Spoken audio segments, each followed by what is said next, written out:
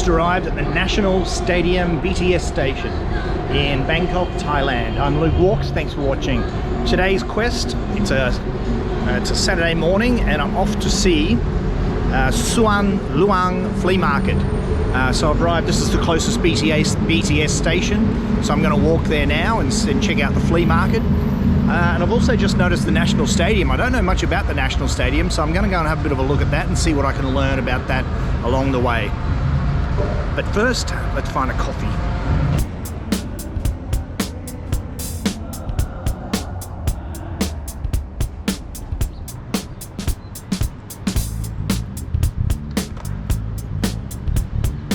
I say it's nice to get out of the house. My poor wife had COVID. So we've been quarantined, the whole family's been quarantined for 2 weeks. So it's nice to get out and about, explore this marvellous city once again.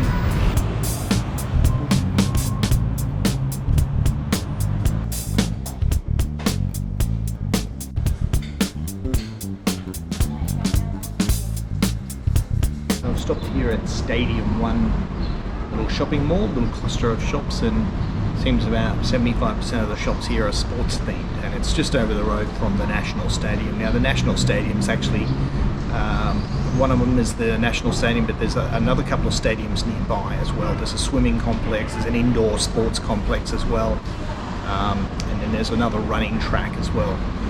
So this is all built on the Chulalongkorn University grounds. So it's a nice little shopping mall here. Time for a cup of coffee.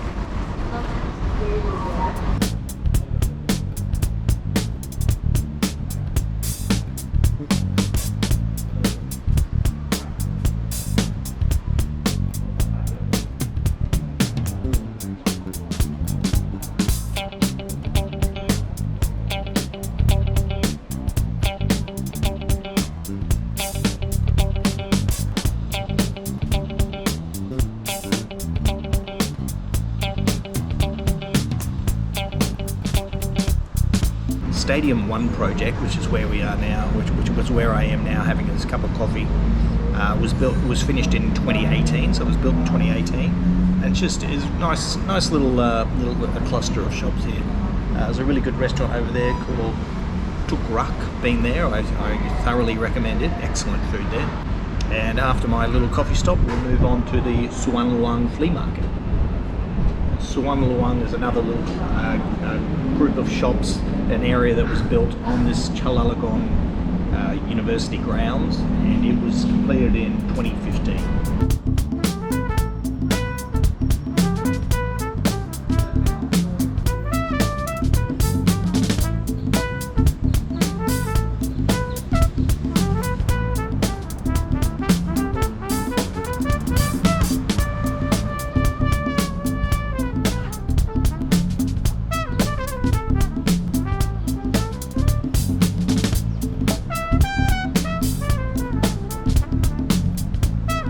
National Stadium was built in 1963, and it has a capacity of over 5,000 spectators, and used for badminton, handball, basketball, futsal, gymnastics. So the National Stadium is the indoor stadium, and then the outdoor stadium, which is right next door, and that's the one that you can see when you're at the National Stadium BTS station, is known as Thephasadin Stadium. And it has a capacity of just over 6,000 people, and that's where they play. They have the running track, athletics, and it was also a place where they often played football. However, they don't play many games there anymore. Thephasadin Stadium was built in 1964, and it was built for the Asian Games, and it was the place where the hockey was played. Now, one of the cool things that I like about this building is on the side it's got all the SEA Games, Asian Game winners, and I'll show you that in a moment. It's a really cool looking. The indoor stadium is the one that I like the best. It's an Art Deco style kind of built, 60s style stadium. They still have different events on, even things like Muay Thai boxing or futsal competitions and basketball. So in the future, I definitely plan to visit the stadium for some sports events.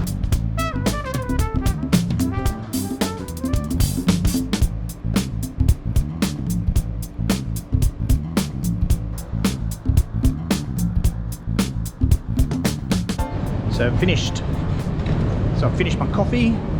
Time to explore, time to head to the flea market and also have a closer look at some of the sports stadiums and facilities around this area. So just do a kind of a general exploration of this area. So I'm feeling good after the cup of coffee, got my inspiration, ready for some bargains at the flea market.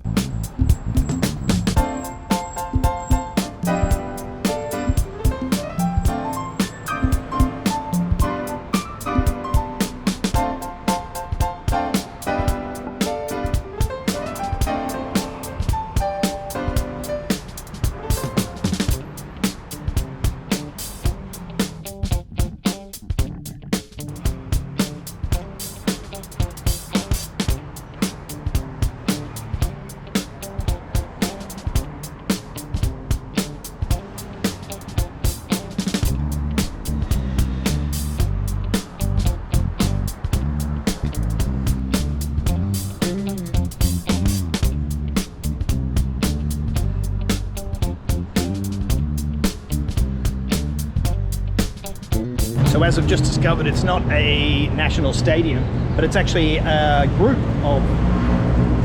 of different sporting complexes and sporting facilities, swimming, badminton, indoor badminton and volleyball centre, and two very large-ish outdoor sections. But it's also the site of a lot of people doing exercise as well. So there's a lot of people jogging around the stadium, there's skateboarders, there's cyclists, so actually quite a bit of activity here.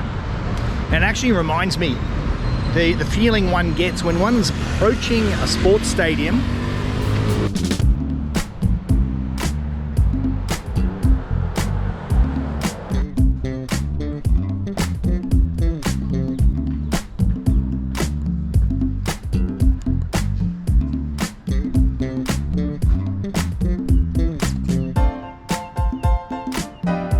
So actually you have a funny feeling, you get the feeling when you're approaching a sports stadium, like you're full of hope and full of anticipation. You're going to watch your team play, you hope they win, you hope they don't fall apart, but you know maybe they will lose, maybe someone will get injured, something bad might actually happen, or it might be a 0-0 draw, so you go home like empty-handed. And it's not that different to the feeling one gets when you're approaching a flea market. You're approaching the flea market, you're kind of you've got a little bit of hope, a little bit of anticipation. You hope you find something that's good, but you know there's a good chance you might buy something that's terrible, you've wasted your money, or you might go home empty-handed. So I'm having very similar feelings at the moment. So a lot of parallels. So there's a lot of parallels between shopping at a flea market or approaching a flea market and approaching a sports stadium.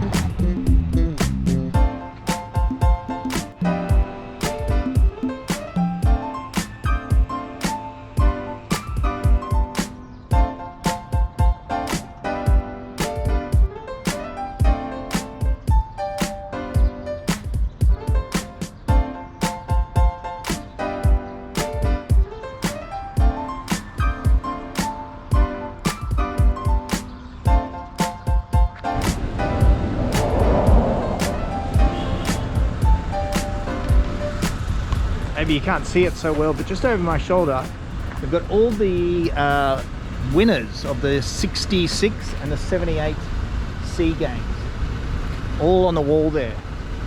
And by the looks of it, it's kind of like when it was painted back in 78 and back in 66 as well. It's got that kind of style, that font, that art deck, that kind of font and style, and the paint, particularly at the top, is starting to fade a little bit.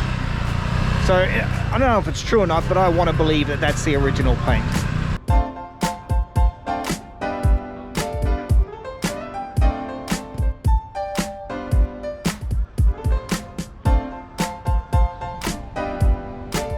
I was watching the Thai Premier League last night, and one of the players, I was watching the Port game, and in the last 10 minutes, as with most Thai Premier League games, they really fire up in that last 15-20 minutes.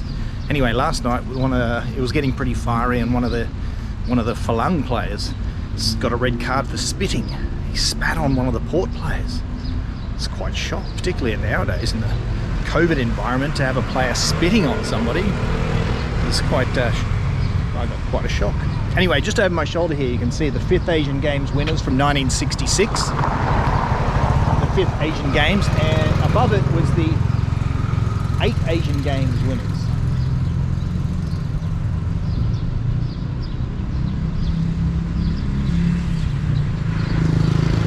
Okay, so I was completely wrong before. So it's the 66, which is one down below, and there's a lot of winners there. And it's not just the Thai winners, it's just anyone who was a winner in any of the athletics. And you can see the shooting, there's the women's swimming, the diving, the men's swimming.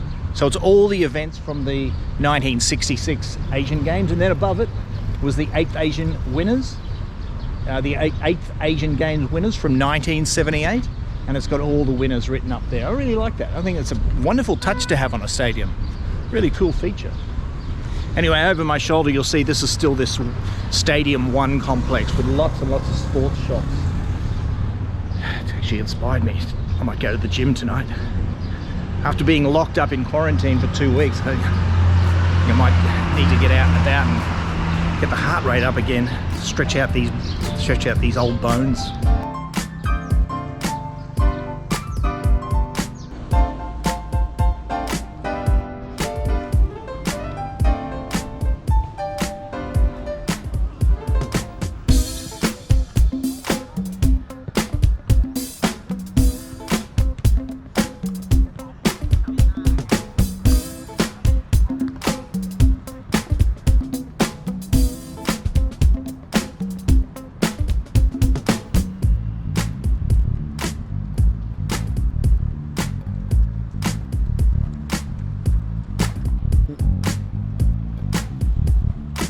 Looks like the local Bangkok Hash House Harriers have been jogging around here. The chalk mark evidence that you'll not only see in Bangkok but many a major city in the world is a telltale sign that the Hash House Harriers are jogging somewhere.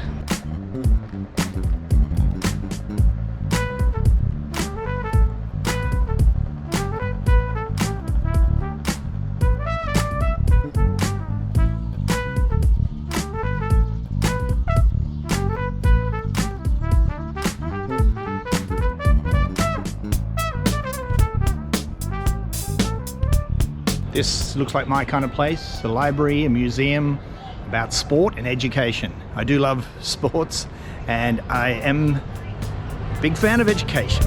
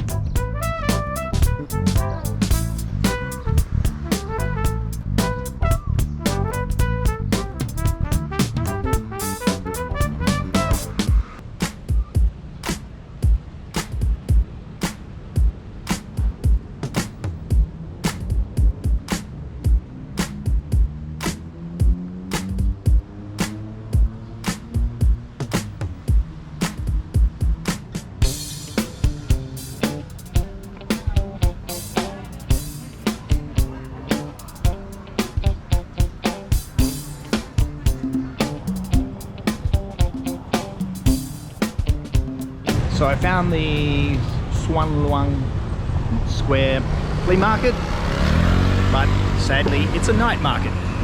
I didn't see that on any of the promotion posters. Not to worry, I'll come back tonight. And what I'm going to do now is head to the Chulalongkorn, or the Chula as it's known, Chula 100 Anniversary Park, the Centenary Park. Have a look at that. One thing I love about, it seems to be quite universal, is at universities, and just over my shoulders, you know, this is all the university ground. It's usually such unique and interesting architecture. You can see by that building just over my shoulder there. Quite remarkable.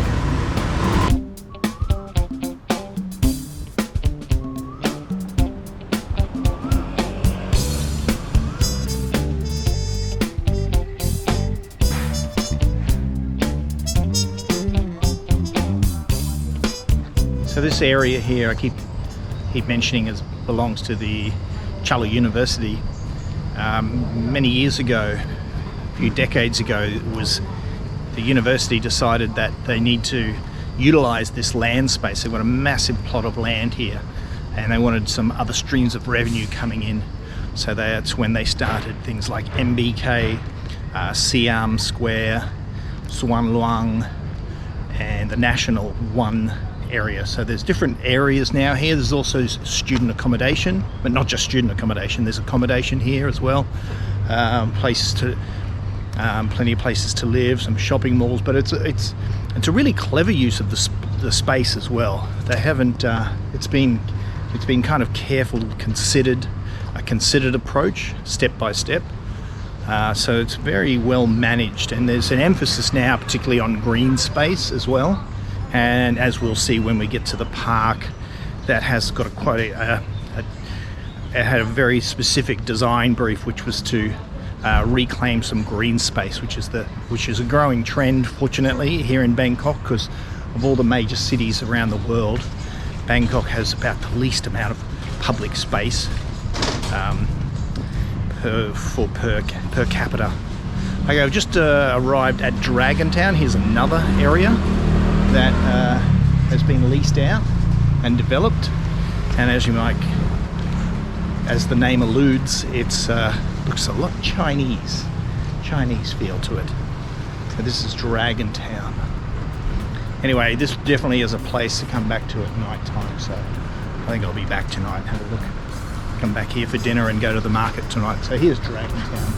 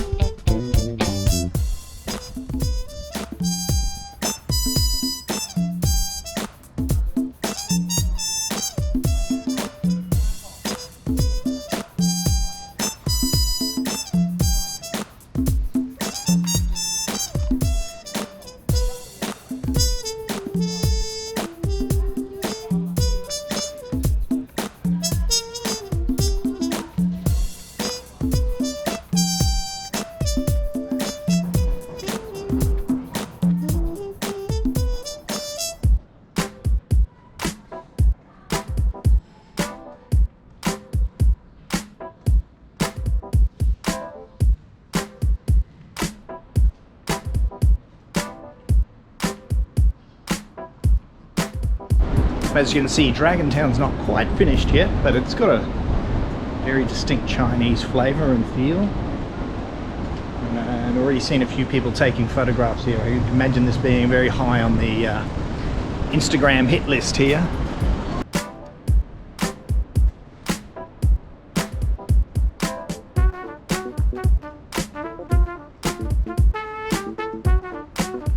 Yeah, this is indeed a Instagram-worthy location. I really like it. It's not complete yet. It's got a lot of character, perhaps artificial character. It's not like a place with a lot of history. It's, as you can see, it's just being built. But I can see already we've got a lot of Instagrammers, or social media lovers taking photographs. And needless to say, the Thais do love social media. So in 2012, Siam Paragon was the #1 location on Instagram of all, when the statistics were all counted up. And it's a shopping mall. It's not like a natural wonder, any place of historical significance. It's a shopping mall in Bangkok. So I can see these places actually have their place in today's society. In fact, I noticed that before COVID, there was a shift in travel. There was a trend for people looking for travel destinations for great photographs for Facebook, and Twitter, and Instagram. They weren't necessarily looking for a cultural experience or a historical trip or visiting natural wonders. They just wanted to look good on social media. Definitely a sign of the times. But yeah, this is really good. I think I should come back here in about a year, when Dragon Town is actually open and we've got some shops, and hopefully the world's in a better place considering COVID, and we can come back here and have a look at what Dragontown actually looks like. And I'll take a few more Instagram pictures, and I'll take a few photographs and videos for social media, because that's the society we live in. But yeah, I like it, Dragontown.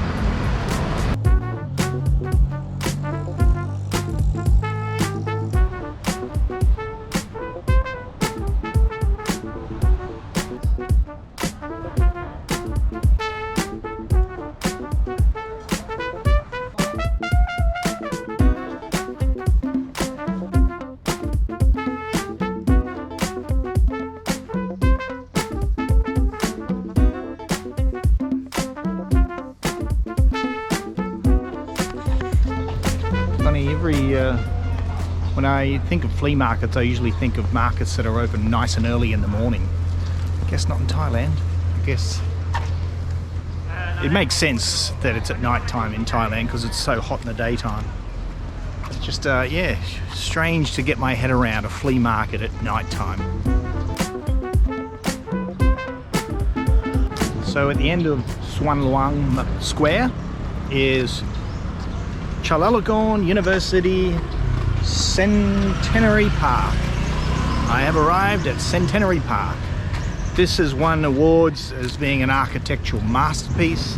It's got this amazing place where it captures the rainwater. When there's times in Bangkok of flooding, it captures all the water, the overflow of water, and it purifies the water. And I'm really looking forward to going and seeing it, but it is closed. Closed because COVID-19. However, I do see a dude who's jumped the fence. A couple of homeless have jumped the fence there. Maybe I should... No, I'm not going to do the same. No, I'm going to do the right thing. In the same kind of area, this is the entrance of the park. Suan Luang Market Square is there. Over here is Dragontown, over this side of my shoulder, and then behind me is Park, and that's another shopping mall complex. And that's another shopping complex which is on the grounds of Chulalongkorn University. So a very interesting place. So I haven't had a great deal of luck. Couldn't find anything at the market, and the park's closed. Oh well. Better luck next time.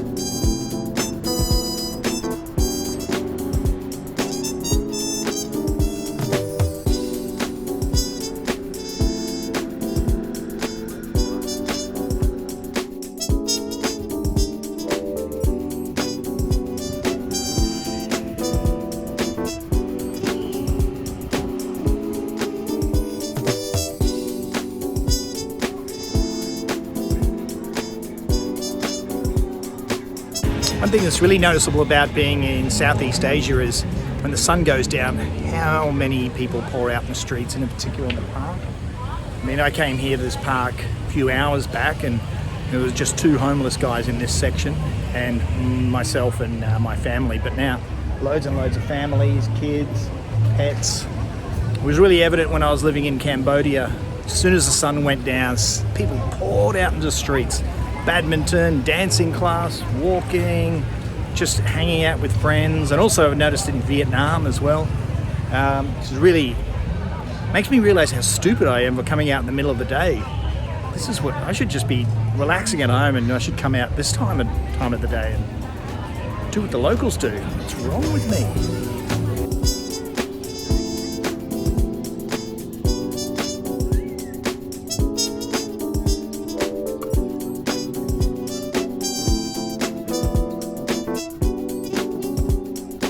So on this side of the road is the Chulalongkorn University's Centenary Park. And then on the other side of the road, just teeming with loads of cool restaurants. So the sun's just going down, so restaurants are starting to open up. This looks like a really cool place if you're looking for something to eat.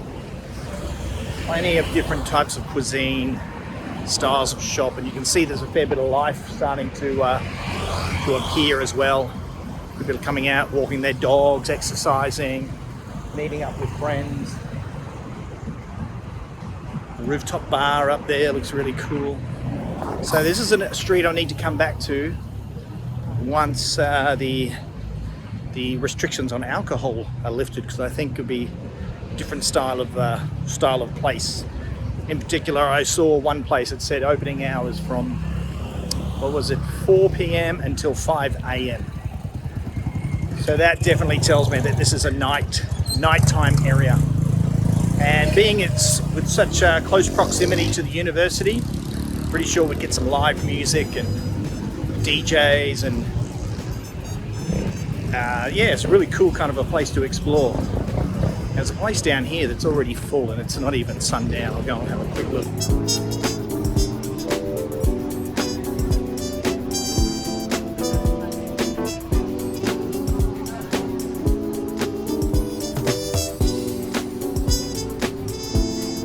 Flea market is now open. It's pretty full. Time to go and explore, see what treasures I can find, maybe a few snacks, then I'll get some dinner.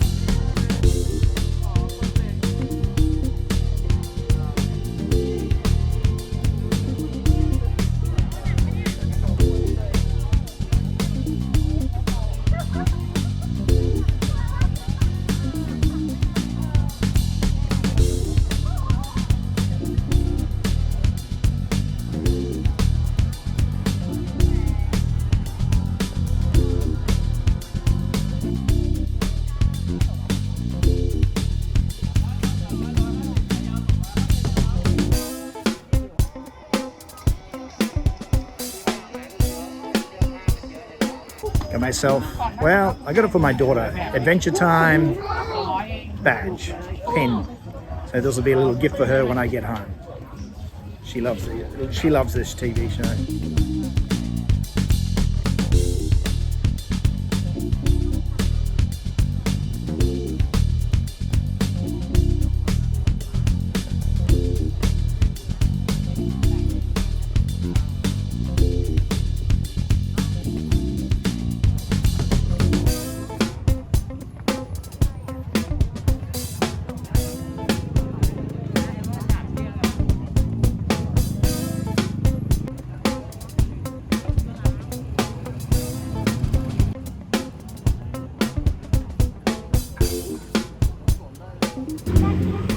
One thing that happens from time to time when you're in Thailand is you get free samples. So here's the new BK, the snow drink. It said it's got vitamin C in it. Very refreshing, very sweet. Not the kind of drink that I usually consume, but it's great. Nice little pick-me-up for the markets. Reminds me of a time when I was in a shopping mall. I was in a grocery store. I think it was Big C, and I often have samples there of different things. And once I went to Big C to do my grocery shopping, and there was some kind of a new cider that was out. So I had a bit of the cider, went round one of the aisles, did some shopping, came back, another sip, another sample. By the time I left the grocery store, I was a little bit drunk. I bought some stupid things that day.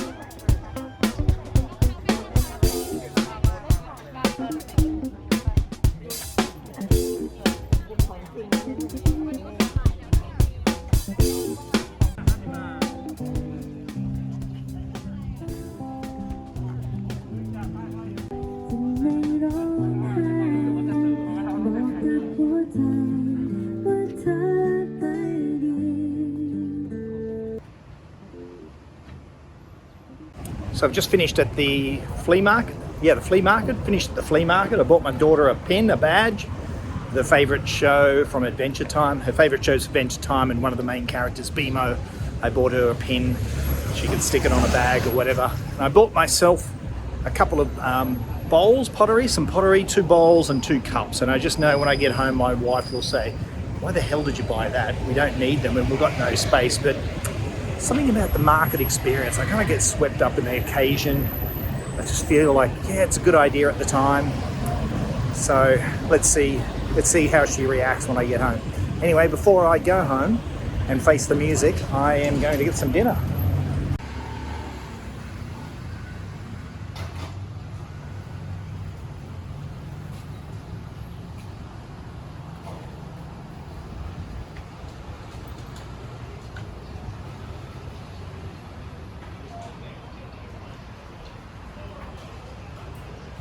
So I'm on Ban That Dong, which is a fantastic street for restaurants. There's a boutique ice cream shop just here as well. I might keep that in mind for some desserts afterwards. But it's just loads and loads of restaurants here, teeming with life, and still not dark yet. So one can only imagine what it's like when it's actually nighttime. But I will find something to eat here at Ban That Dong Road and conclude the day.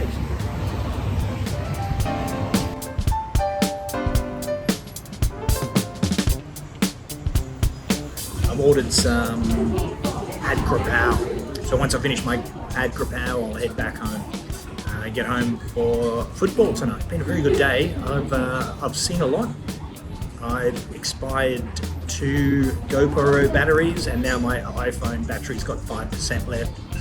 So when I've still got a bit of battery left, but I won't be able to capture anything that I do and see from here on. But I've seen a lot, I've learned a lot, I've discovered a lot today, and I've also got a few things that I want to explore in the future.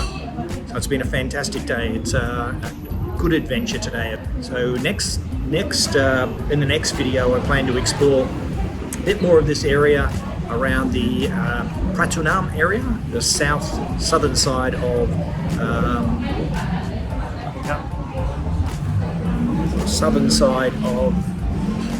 Siam, so around the Siam Square 1, and also where the Lido Theatre and the Scala Theatre used to be, and also Siam Paragon. So I'll explore that intersection a little bit deeper next time. So from Pathum Wan BTS to the Siam BTS.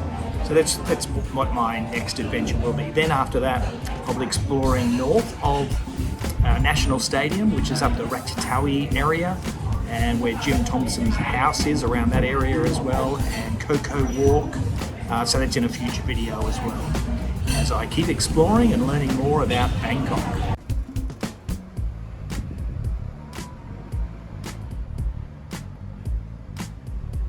So I've stopped here at Street ZABB for some pad krapao, but medium spicy. They asked me how spicy, so I went just medium. Let's see how it goes.